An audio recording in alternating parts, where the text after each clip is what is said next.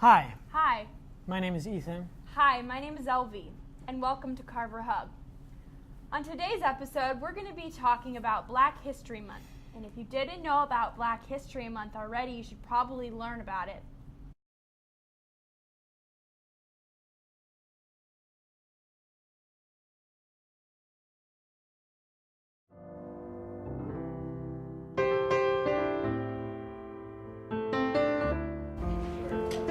Good day, my name is David Pickens, and today I'm going to be talking about Black History Month and why it's so important, why it's in February, and why we have it in general.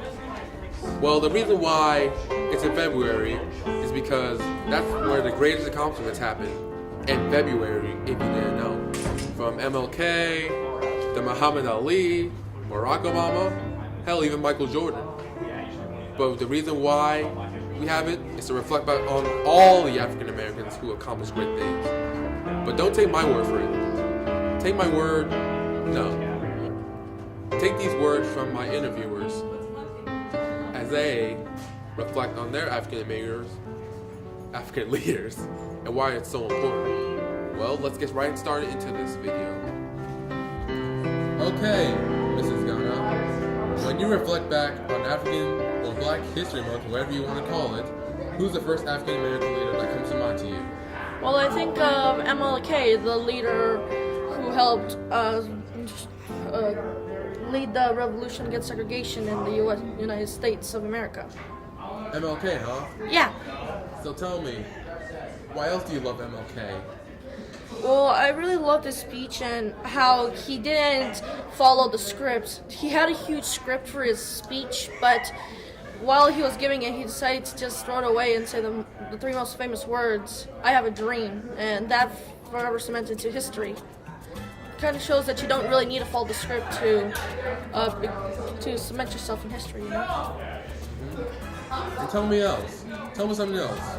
What were his greatest accomplishments you think that he had on the world? Well, he helped understand that black people and white people are similar and they are equal, and that segregation should not exist in the country. He's just standing there pretending like he... And even though there's still racism in the world, I think that he helped reduce it or teach people that racism is not always the best way. Alright, and one last question. Do you honestly celebrate Black History Month? Like, for example, if you were to celebrate Black History Month with your family or something like that, would you do that?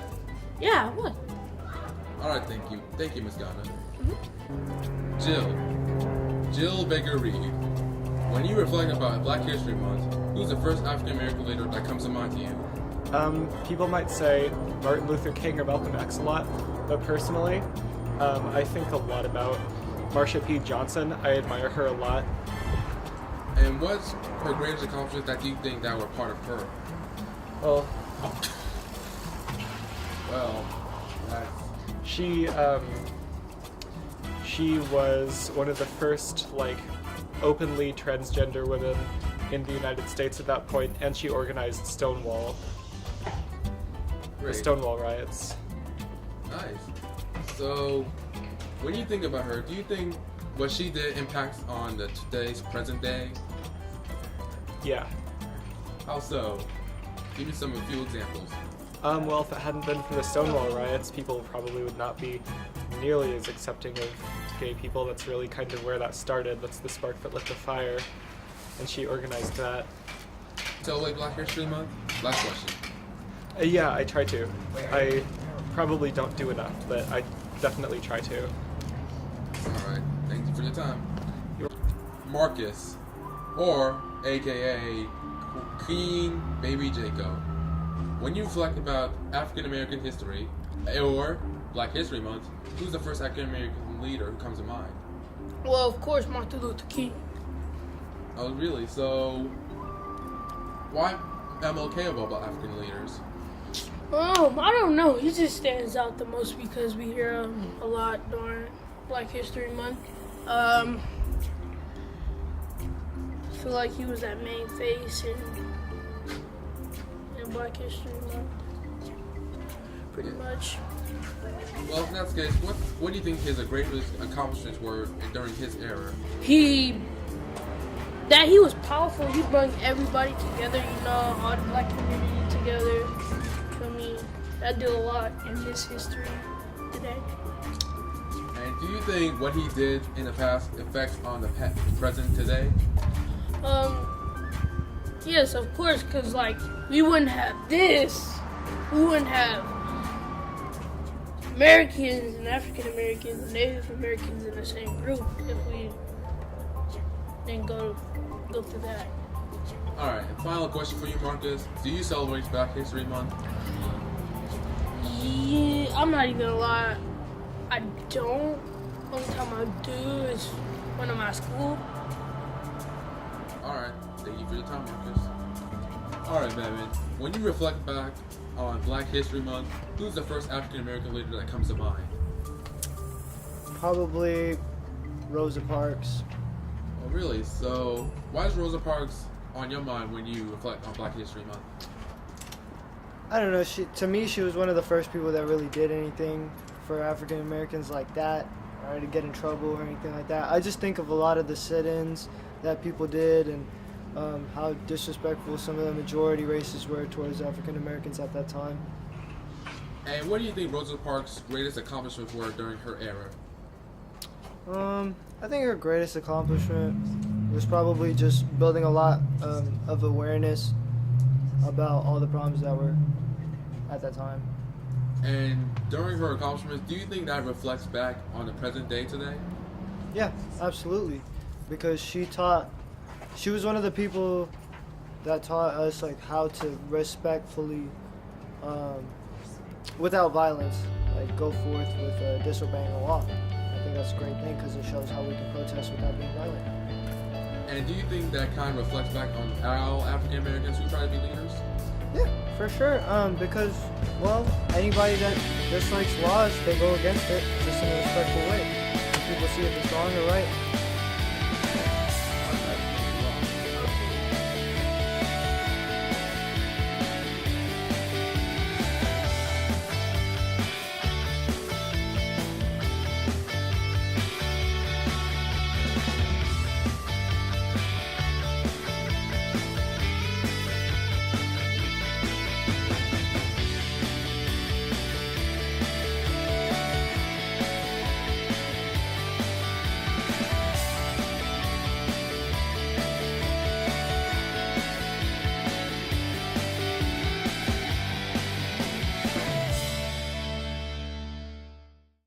Next up is the dance. It was a great dance hosted by BSU. I danced all night long, and they had great DJs and great food.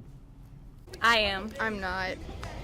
Because I can't go. I really want to. Can't. It's gonna be all black artists, and it's gonna be going from old school, bringing it to the future, trying to throw back because it's Black History Month.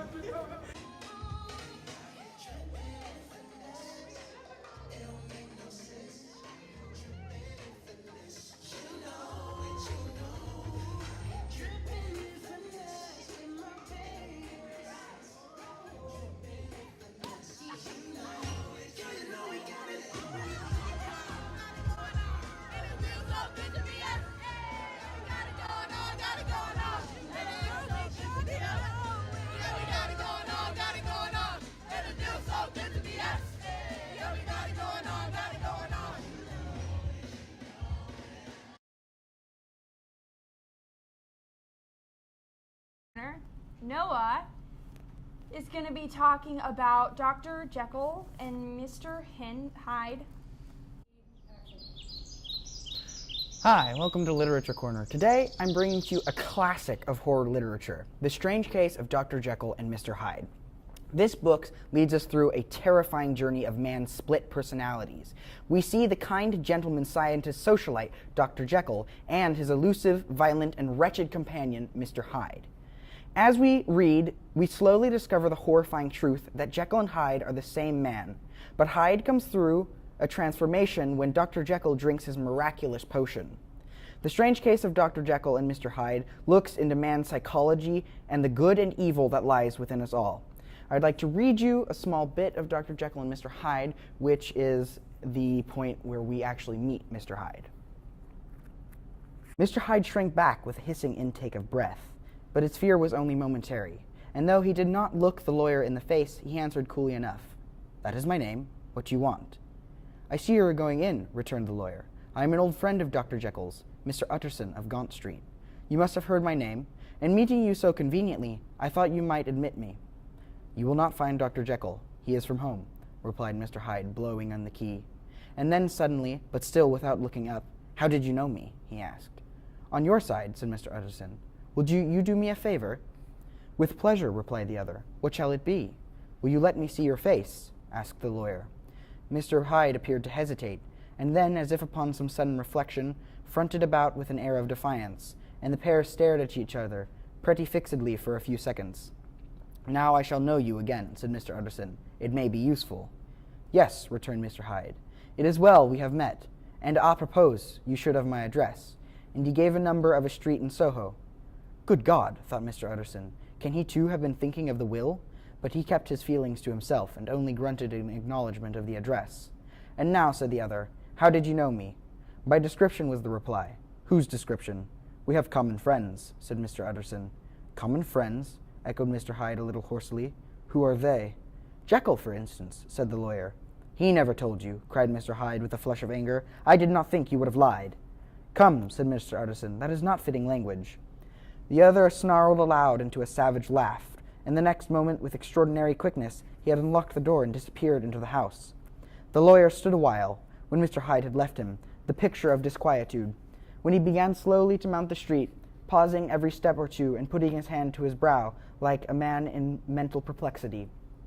The problem he was thus debating as he walked was one of a class that is rarely solved. Mr. Hyde was pale and dwarfish. He gave an impression of deformity without any nameable malformation. He had a displeasing smile. He had bored himself to the lawyer with a sort of murderous mixture of timidity and boldness, and he spoke with a husky, whispering, and somewhat broken voice. All these were points against him, but not all of these together could explain the hitherto unknown disgust, loathing, and fear with which Mr. Utterson regarded him. "There must be something else," said the perplexed gentleman. "There is something more. If I could find a name for it. God bless me, the man seems hardly human. Something troglodytic, shall we say? Or can it be the old story of Dr. Fell? Or is it the mere radiance of a foul soul that thus transpires through and transfigures its clay continent? The last, I think, for oh, my poor old Harry Jekyll, if ever I read Satan's signature upon a face, it is on that of your new friend." Now, Henry Jekyll and Mr. Hyde are the same person, as we come to discover later in the book. Mr. Hyde is merely the representation of everything that is evil within Dr. Jekyll.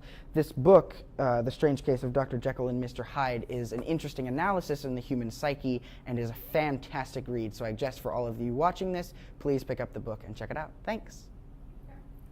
Thank you so much for watching. Thank you. We really appreciate your support. We do.